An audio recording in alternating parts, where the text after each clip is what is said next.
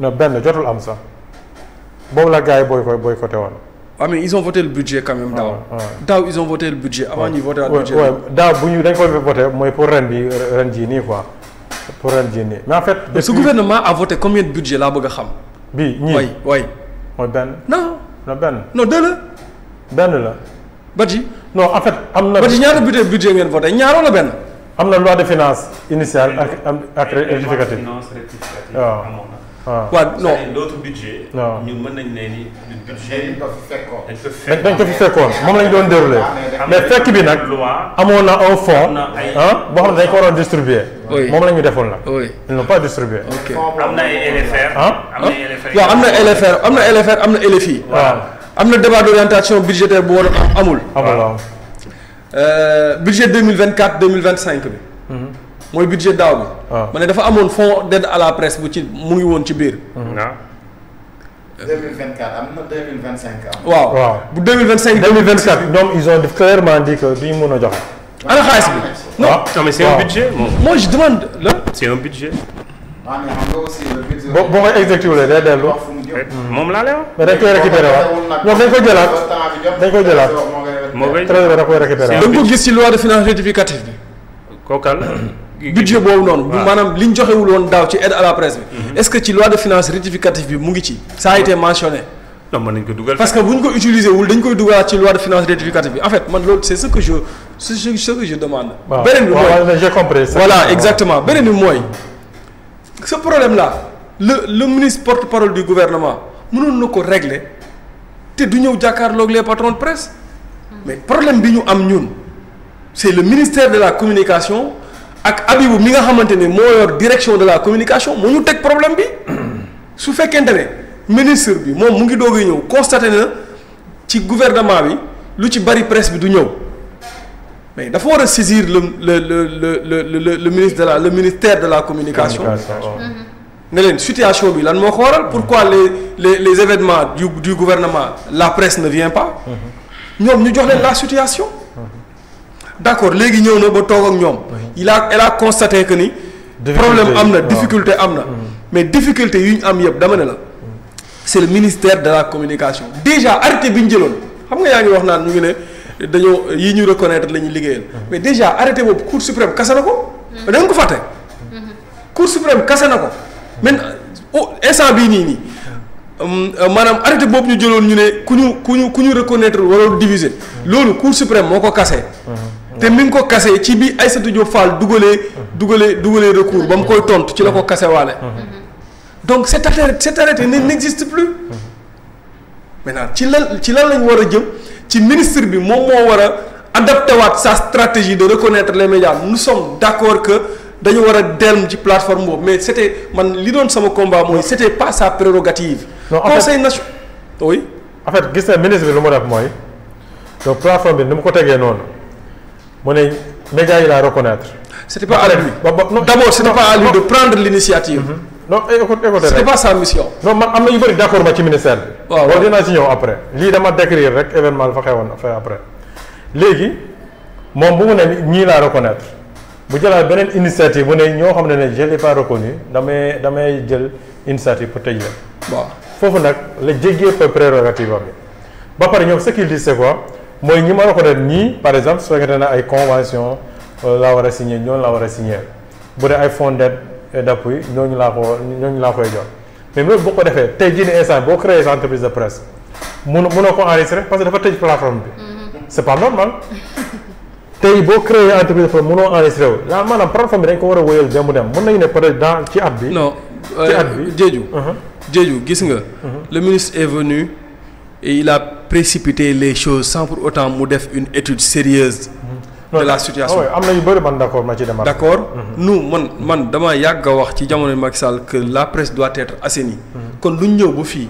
ministre bi jël ay initiatives assainir. war ko teg ci yoon. man ma ciy bañ a d'accord. mais man dama ne initiative bi baax na mais daf ko jaaralewul ci yoon. loolu mooy problème bi on est d'accord que initiative bi baax na. mais dañ ko war a teg ci yoon. loolu benn la après CNRA dafa am lu muy liggéey quoi mais correct dafa warul woon tëj. correct warul woon arrêté di liggéey parce que code de la presse bi nga xamante ni moom la ñu voté CRA maanaam code de correct daf cee bokk li nga xamante ni moom mooy carte de presse yi daf cee bokk ak yeneen ak yeneen ak yeneen am na yeneen yu nga xam ne ñu ngi koy xeex pareegul. même dépénalisation des délits de presse daf cee bokk ci xeex boobu noonu. donc dafa bëri code de la presse bi bëri na ci yu bëri yu nga xamante ni ñu ngi koy xeex maanaam mais ñu ngi teg ndànk par ndànk et li taxoon ñu insister pour ñu teg ko rek c'était vers la dépénalisation des délits de presse parce que tribunal des pairs la nous on a notre tribunal. procureur balaa mu doon muy autosaisir dafay nekk loo xamante ni créé na trouble à l'ordre public. wala quelque chose comme ça. non c'est pas d'accord parce que ministre bi ci li nga wax nii ci démarche bi depuis le début quand il est venu parce que yàgg nañu gis ci ay ministre de la communication bu ñu jëlee service dañu dem rencontrer les entreprises de presse rencontrer leen dem Walfadjri dem TFM dem yeneen télé dem d'autres entreprises de presse pour discuter avec eux sur les problèmes auxquels la presse fait face. mais moom jusqu'à présent bu mu toogee ba léegi amul fenn fu mu dem ci entreprise de presse bi loolu d'abord démarche boo xam ne kenn comprendre ko la deuxième chose le patronat saisir ko par courrier pour bëgg a toog ak moom mu leen di dawloo ñu saisir le ministre en tout cas le premier ministre si lañu saisiree le président de la République déglu naa le président de la République même bu muy tontu Maïmouna Ndour Faye mu ne jarul ñuy ñëw ba ci ñoom ba ci moom bu ñu bëggee rencontrer en tout cas il a des ministres yoo xam ne mën nañ koo rencontrer moom le ministre il doit mën na remonter information yi faut peut-être Maïmouna amuloon droit de réponse mais démarche boobu noonu Aliou Sall patronat def na ko dem na sax ba gars dañoo déplacé wu sax dem ba ci ministère bi mu ne non du ñuy recevoir parce que amuñu kii bi amuñu audience ga yi retourné waat. donc dafa am ay démarches yoo xam ne on n'a pas compris si ni muy doxee. donc am na ay problème léegi ci problème de la presse def naa foofu laay daanale. gis sa presse non foofu laay daan c'est important. non en fait yow da nga ma këf. moom moo jëlee. mais daanal da nga ma këf j'ai perdu mon fil. moom excuse-moi le débat est passionnant te moom. waaw mais dama war a noppi ba ma pare après moom mu continuer. waaw ñun ñëpp ay acteurs après mais da nga war a noppi. non jëlee li ngay reprocher Thierno Malick instant moom nga nekk di def. non daaneel la non jëlee nga Dakar ma daaneel la ba pare. d'accord parce que gis na kii bi presse bi dafa am débat boo xam ne maa ngi koy dëkk que lan moo tax état bi mu war a subventionner la presse. mu war a subventionner la presse. même la ministre de la porte-parole du gouvernement def na cette erreur de communication que gouvernement du jël xaalis bi donner ça la wax waaw n'attendez pas que l'État vous donne de l'argent gratuitement on n'a jamais demandé ça seulement il y a aucun pays au monde qui ne subventionne pas sa presse parce que la presse c'est un secteur de souveraineté presse gouvernement du ko bàyyi presse di utal boppam ay mode de financement ça serait très dangereux. surtout.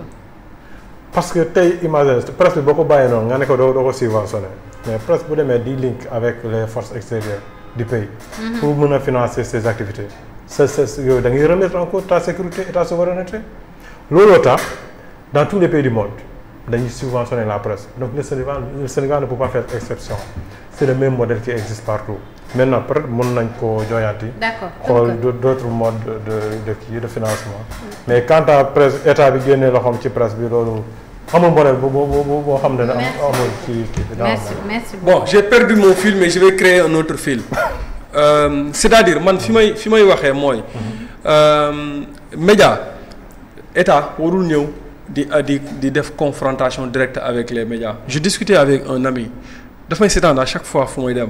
c'est un géant du projet de Pastef sax la un très proche du président maa ngi koy nuyu dama ko wax ne ko sooy déglu revue de presse tu as l'impression que état bi dafa fi dara wala l'état n'existe pas. mais ne ko loolu nag seen ministre de la communication bi moo ko créé dualité bi mu créé entre le pouvoir ak la presse ça ne vous arrange pas. te ça ne sert à rien. ngeen dem confrontation avec les médias ça ne sert à rien. mais ne ko nekk looloo tax ñuy def recours di wut concertation. oui non il le faut impérativement. il le faut moi j'ai vraiment envie que état bu defee conseil des ministres. mais ñu war a mën a toog plateau di décortiquer ci conseil des ministres bi. loolu dama ko doon suggérer jamonoy Macky Sall. parce que pour man sama yaay ma nga ca Médina Yoro Foulah bëgg na xam lu ñuy wax ci conseil des ministres bi mais mënul lire déggul français mais yow la wala mën a dégg wala Badji mu wax ne dogal bi jël nañ ko ci conseil des ministres bi wala boog premier ministre mu ngi def ay ñu koy waxtaanee. mais su fekkente ne chaque jour ci xeex la ñuy nekk confrontation le PM avec la presse le président avec la presse la revue de presse da ngay xool toutes les unes du journaux ñaar ñoo ciy favorable wala ñett ñoo ciy wax ci réalisation wala ci dogal yi nga xamante ne jël nañ ko. il y a problème. on est dans une démocratie ku ci nekk dafa war a mën a wax soxlaam ok xalaatam mais xalaat bi dañ koy encadrer d'accord parce que ma liberté s'arrête là où s'arrête celle des autres maintenant diggante presse bi ak li nga xamante ni moom mooy autorités yi ministre bi mënu ci dara parce que dogal bu mu jël te premier ministre waxul Alioune Sall ne ko le ministre de la communication ak Abibou moom ci jëmi boppam maanaam ñu teg les choses dans les règles de l'art parce que am nañu CNRA am nañu yeneen ak yeneen mais du ñu dem tey il faut ñu arrêter di bàyyi di wax di déglu boo yi nga xamante ni ñoom ñoo nekk ci réseaux sociaux yi naan toog muy dox ngeen di def. saa waay ñun 6 heures du matin la ñuy xëy. c'est des journalistes 6 heures du matin la ñuy xëy même bu dee dañuy wax di wax ba ngoon jot ñu wàcc sax mais dañuy liggéey. du ñu ay chargé de mission yaa ngi dégg maintenant li xew mooy tey. waaw yaa ngi sànni xeer doo chargé de mission chargé de mission nga baax. chargé de mission la de. non yow bëgguma nga nekk chargé de mission leneen laa bëgg nga nekk xaama daaneel nga jël xaama daaneel nga jël xaaral ma daaneel nga jël xam naa lu mu bëggoon wax sax. boo ko fàttee est-ce que doo bàyyi mu dem. non bàyyi ma daaneel parce que non c'est très important li ma bëgg wax ci loolu noonu maintenant.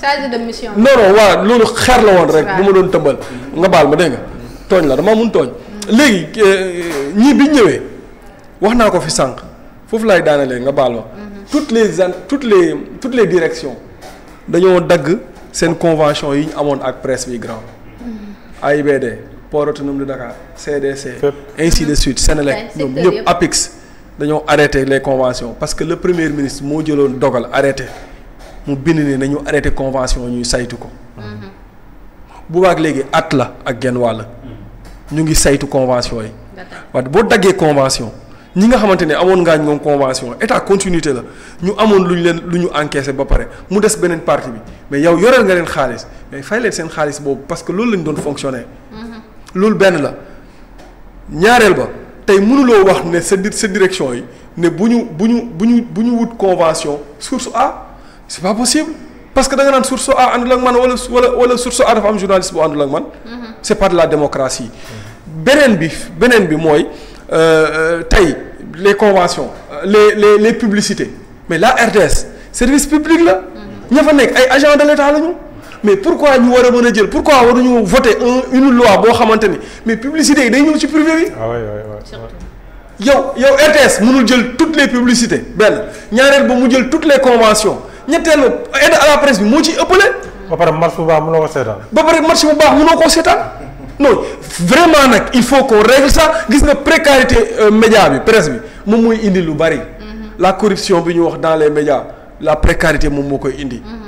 yenn affaires yi médias yi di def yenn dérives yi la précarité moo koy indi parce que un journaliste comme Momo Cissé tey mu nekk ci média ñu koy fay 100 000 francs par weer te muy fay location 150 000 par mois mais kooku di dox bay bëgg a dee mais benn politicien bu ko ñoddee ne ko booy kaay xoolal benn 500 000 a ngi nii am boo demee ci plateau bi waxal sama tour wala nga wax lii mais su fekkee ne àndul la ngorom daf koy def pour récupérer loolu noonu pour mën a fay donc état bi moo war a gëstu média yi presse bi léegi nag ku ci tegu ci yoon ñu liggéey ak yow ku ci teguwul ci yoon ñu teg la ci yoon boo nanguwul teg ci yoon ñu tëj la.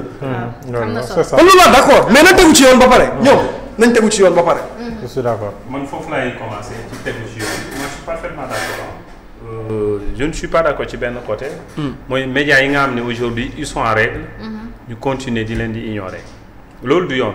boo bloqué nga ne yaa ngi seet boo paree da nga war a continuer ci ñi nga xam ne ils ont accepté d'être à la règle.